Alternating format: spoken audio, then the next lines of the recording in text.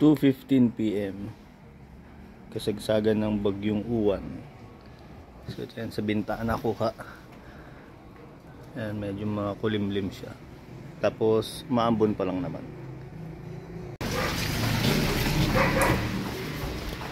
So ganito na ang sitwasyon sa aming labas. Lakad lang tayo papunta ng URM. Ito dati lumubog to eh. Pinagpaparkingan namin.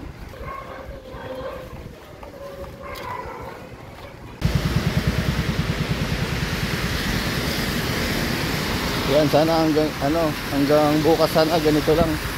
Ambon lang na makulimlim.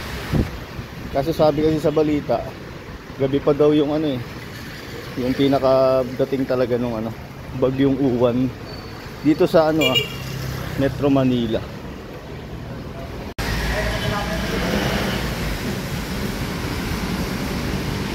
Medyo lumalakas na yung hangin.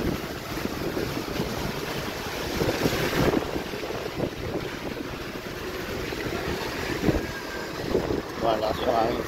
Kaya dito kaya hindi pa naman ganong mataas yung ilog. Kasi wala namang masyadong ulan pa eh.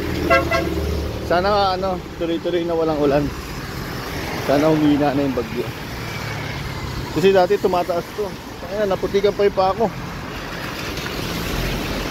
Dati tumataas to yung maabot dito sa kalsada.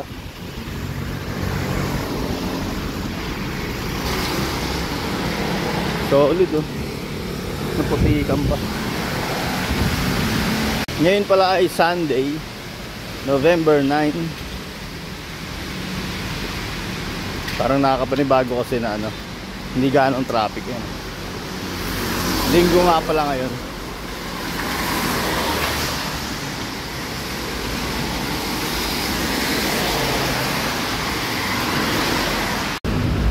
May kita nyo yung ambon. Ewan kung kita. Ganyan lang siya. Light lang yung ambon niya. So dito pala tayo pupunta sa URM kasi kapalitan ko yung nanay ko magbantay sa kapatid ko. Sarado dito sa main entrance niya. Dito tayo dadaan sa baba.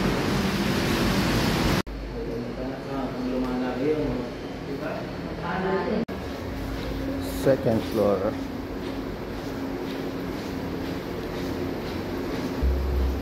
Yan, dito makikita natin na medyo makulimlim lang. Kasi maambon konti. So akyat tayo ng 4th floor. Time check ay 2:30.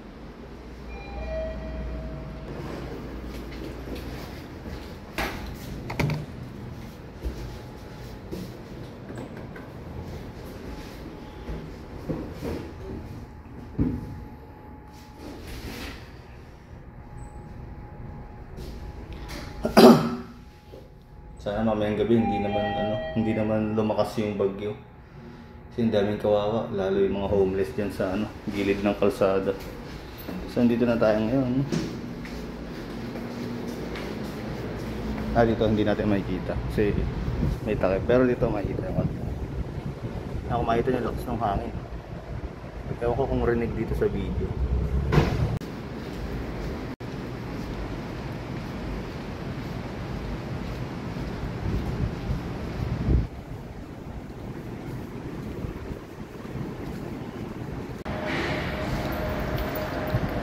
So lilipat natin siya ng 4th floor para pwede nating makita. Kasi may yung tinawiran ko kanina ng bridge. Pwede makita yung mga nakapark doon. Mamaya mapakita ko sa inyo.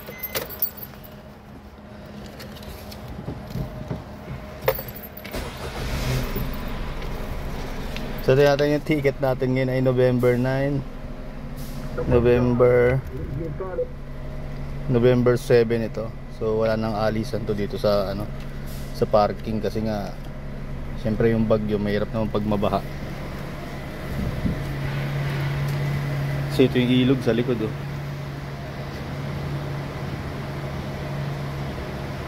Okay pa naman siya, hindi pa naman ganong mataas.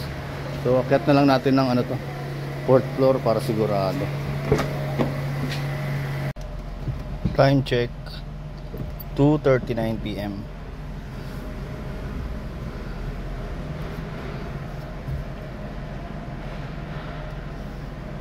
Ay, teka, saan ba yung akyatan nito? Ay, dito pala. Doon pala akyat.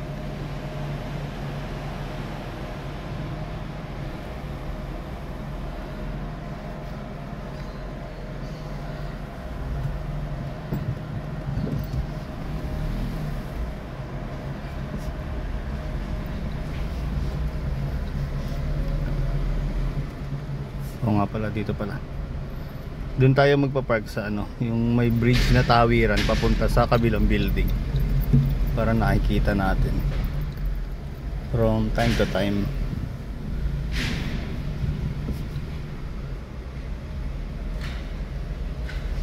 So ngayon ay wala pa namang masyado nakapark. Pero kadalasan kasi ito puno lagi parking. Baka mamaya pa yung mga tao makikipark dito. Kasi ang SM nag-declare ata ng ano, dito na tayo. Nag-declare ata ang SM ng free parking. Pero 4 PM pa ngayong November 9. Yun yata yung nabasa ko kanina.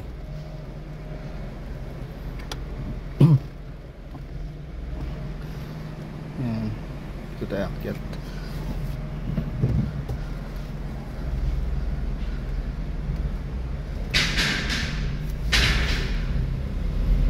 Yun, dito yung bridge na yun sinasabi ko. Pag ikot natin, fort na to eh.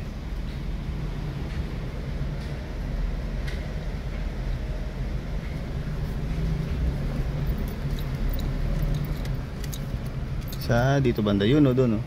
Ayan umaambon o. Ito nyo, basta yung rampahan papunta ng ano yan, rooftop. So doon na lang tayo magpa-park doon sa may ano. Yun o doon o. Iikot ko lang para at least kada tatawid ng kabilang building kahit pa paano nakikita natin si ating espresso color red kung saan yung tao tumatawid. Doon ako tumawid kanina punta ng main building. So dito na lang, pwede naman dito siguro yan or sa dulo. Ayun, sa dulo na lang pala para madaling ano, madali ring lumabas. Nakikita naman dyan eh.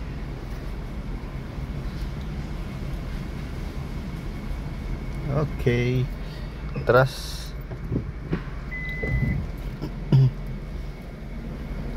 Okay, ano pala yan? Okay. Ayun, nakita nyo yung sa side mirror, yung linya na yun. Dapat, ano lang kayo dyan, pantay lang. Tapos yung kabila, tingnan mo yung parang humps na may dilaw tsaka itim. Uy, lumilihis. Yan, kabit tayo konti. Yung kita na yung humps. Okay, ito na yung katabi natin. Dikit ko pa nga doon, medyo malayo pa doon.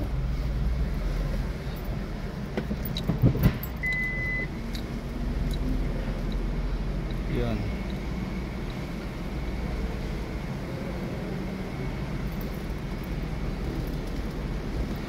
Ako pag nagpa-park ako, pinapa-bounce ko yung gulong dyan sa ano eh, dyan sa mismong humps. Ayun o, pag nag-bounce na siya, yan, okay na yan. Kahit tumutunog basta hindi pa nag-bounce dun sa ano, hindi ko pa ano yan. Dapat dikit na dikit yan. Kasi yan, laki ng ano nya, laki ng space. Pati rito laki ng space. So ito, dito yung tawiran. Mamaya, nandito na ako mamaya, makikita natin. So okay na tayo dito, mas safety na siya dito sa 4th floor. Yan. Tapos elevator na lang tayo pabalik dun sa ano, medical ward.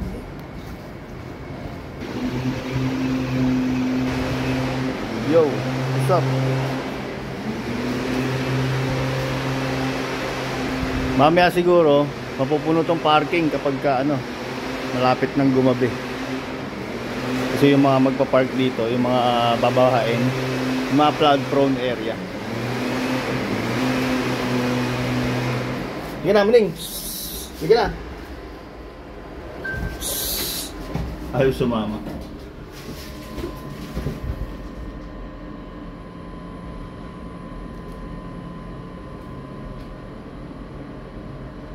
Sa SM kasi ang dami nang nakapark eh. Yung mga nasa flood prone area, nandun na sila sa SM.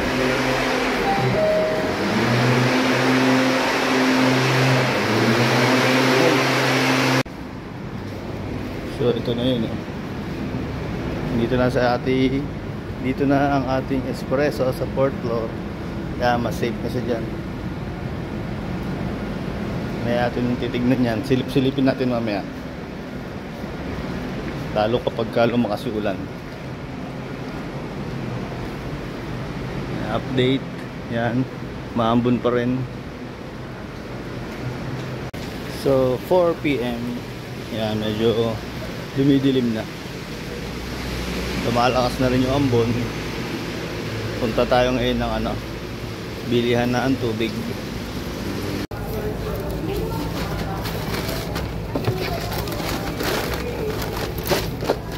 So mag-aalas 5 na. Babalik lang natin dito sa ospital. Bigat kasi nito, tsaka medyo lumalakas na yung ulan.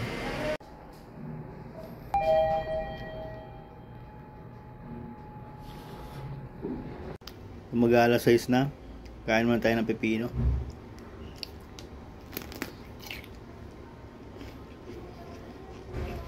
Check natin 8 PM yan, lakas ng hangin. Ito na mga kaganapan sa baba, sa labas.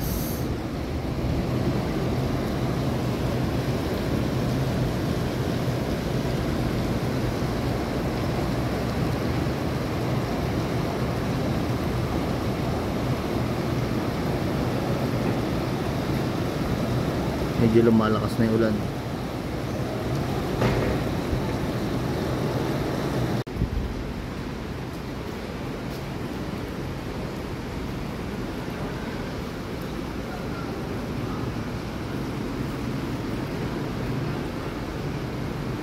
So 9:40 PM. Yan, medyo kalmado pa naman dito. Hindi na malakas yung hangin. Tapos muulan pa rin.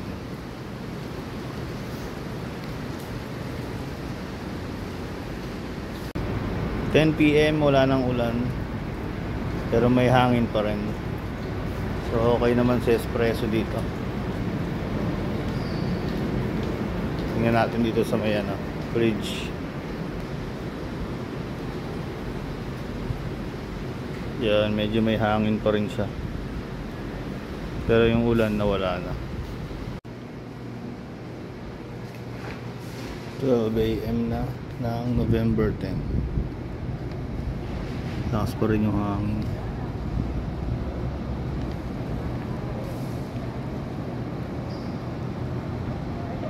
Pero wala nang ulan eh. Ito na yung hangin dito, pumapagpag to.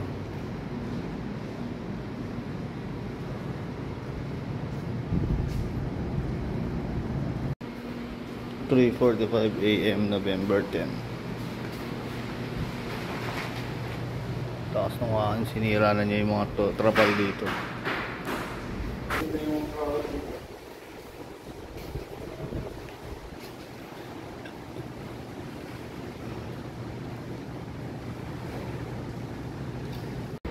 "8 AM. Yan, maliwanag na. Ganun pa rin, malakas pa rin ang hangin. So nasira niya yung yung mga tolda dito, yung mga trapal. 8:30 AM November 10. Lumalakas na yung ulan, tapos ang lakas na ng hangin. Yun kami sa taas, tapos sinisira na yung mga trapal.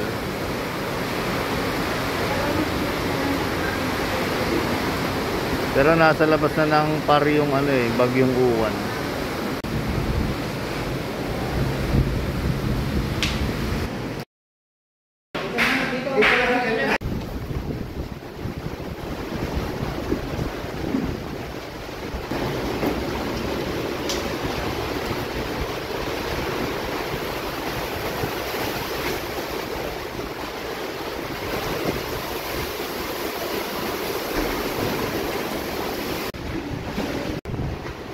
"10:30 AM Lakas pa rin ng hangin.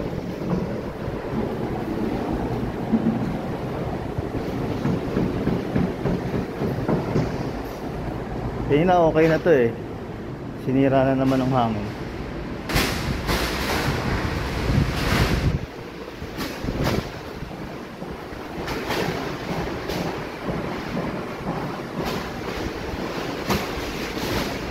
As of 11:30 AM.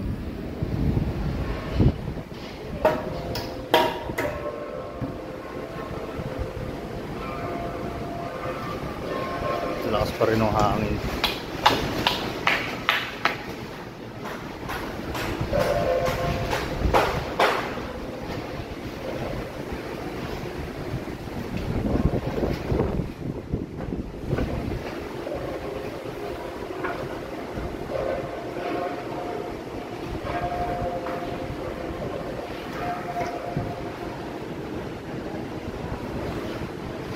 So yung tubig umanggi na lahat dito.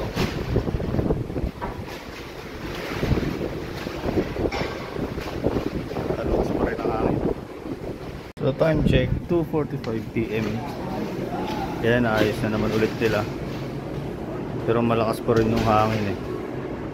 Yan, medyo maaraw naman na. Makakasilip ba tayo dito sa baba? So yan, yata sa baba. Yan, maaraw naman na. Hindi na rin umapoy. Pero ang lakas ng hangin. Pinapagpag pa rin nyo.